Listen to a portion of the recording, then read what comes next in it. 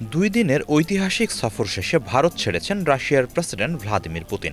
নতুন বৈশ্বিক মেরুকরণ, ভূরাজনীতি, পরমাণু ও অস্ত্র বাণিজ্য সহ নানা কারণে আলোচিত হচ্ছে পুতিনের এই সফর। প্রোটোকল ভেঙে পুতিনকে ঘনিষ্ঠ বন্ধুর মতো আলিঙ্গন করে হরেক জিনিস উপহার দিয়ে এই সফরকে আরও আলোচিত করে তুলেছেন ভারতের প্রধানমন্ত্রী নরেন্দ্র মোদী।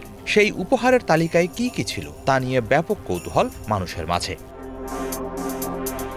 এ নিয়ে বিশেষ প্রতিবেদন প্রকাশ করেছে প্রভাবশালী ভারতীয় গণমাধ্যম এনডিটিভি। প্রতিবেদনে বলা হয়েছে, এই যাত্রায় পুতিনকে 6টি উপহার দিয়েছেন নরেন্দ্র মোদী। দেশের বিভিন্ন প্রান্তের বিশেষ বিশেষ সামগ্রী রয়েছে এই তালিকায়। এর মধ্যে সবচেয়ে আলোচিত রুশ সংস্করণে হিন্দুদের পবিত্র গ্রন্থ ভগবদ্গীতা। মহাভারতের যুদ্ধ শুরুর আগে অর্জুন ও কৃষ্ণের মধ্যে যে কথোপকথন হয়েছিল তাই লিপিবদ্ধ আছে এই গ্রন্থে।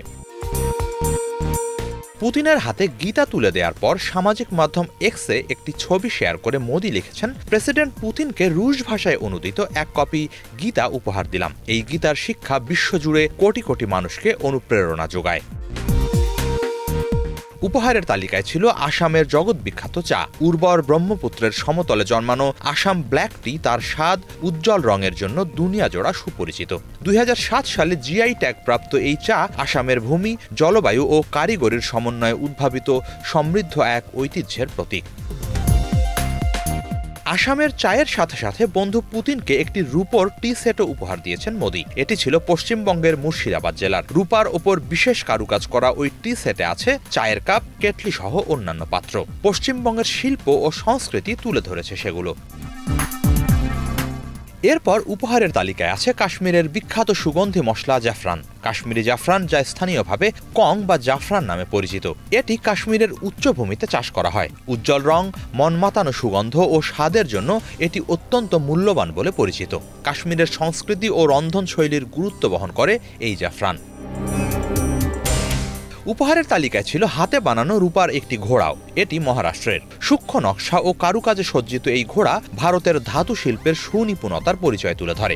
ভারত ও রাশিয়ার সংস্কৃতিতে ঘোড়া সমানভাবে উদযাপিত। এটি মর্যাদা ও বীরত্বের প্রতীক বলে জানিয়েছেন কর্মকর্তারা। তাদের মতে দৃঢ়চিত্তে ঘোড়াটির সামনের দিকে এগিয়ে চলা ভঙ্গিটি ভারত রাশিয়া অংশীদারত্বের অবিরাম অগ্রগতির উপমা। পুতিনকে আরও একটি বিশেষ উপহার দিয়েছেন মোদী। সেটি হল উত্তরপ্রদেশের আগ্রায় তৈরি একটি মার্বেল পাথরের দাবার সেট। সূক্ষ্ম কারুকাজ ও ব্যবহারিক সৌন্দর্যের সুন্দর সমন্বয় এই দাবা সেট উত্তরপ্রদেশের পাথরের কাজের ঐতিহ্যকে তুলে ধরে। বিশ্লেষকদের মতে বরাবরই কূটনীতি ও রণনীতির এক উজ্জ্বল প্রতীক দাবা। যুক্তরাষ্ট্রসহ পশ্চিমাদের আপত্তি সত্ত্বেও সফল কূটনৈতিক কৌশলে ভর দিয়েই গভীর থেকে গভীরতর হচ্ছে ভারত রাশিয়া সম্পর্ক, বলছেন তারা। গত কয়েক বছরে আরও ঘনিষ্ঠ হয়েছে ভারত এবং রাশিয়ার সম্পর্ক। রাশিয়ার কাছ থেকে খনিজ তেল কেনার কারণে ভারতের পণ্যে 50% শুল্ক আরোপ করেছেন মার্কিন প্রেসিডেন্ট ডোনাল্ড ট্রাম্প। কিন্তু ট্রাম্পের চাপ সত্ত্বেও ভারত পিছিয়ে আসেনি। এনডিটিভির প্রতিবেদনে বলা হয়েছে, পুতিনের এই সফরে দুই দেশের যৌথ স্বার্থগুলো বিশেষ গুরুত্ব পেয়েছে। অনেক বিশ্লেষকের মতে পুতিনের এই সফরকে রাজনৈতিক সফলতা হিসেবে তুলে ধরতে চাইছেন নরেন্দ্র মোদী। পুতিনের সাথে তার গভীর ঘনিষ্ঠতা, নানা আচরণে দেশবাসীর কাছে এমন বার্তাই পৌঁছে দিতে চাইছেন মোদী। এর অংশ হিসেবেই দিল্লির বিমানবন্দরে পুতিনকে স্বাগত জানাতে গিয়ে প্রোটোকল ভেঙে তাকে আলিঙ্গন করেন ভারতের প্রধানমন্ত্রী।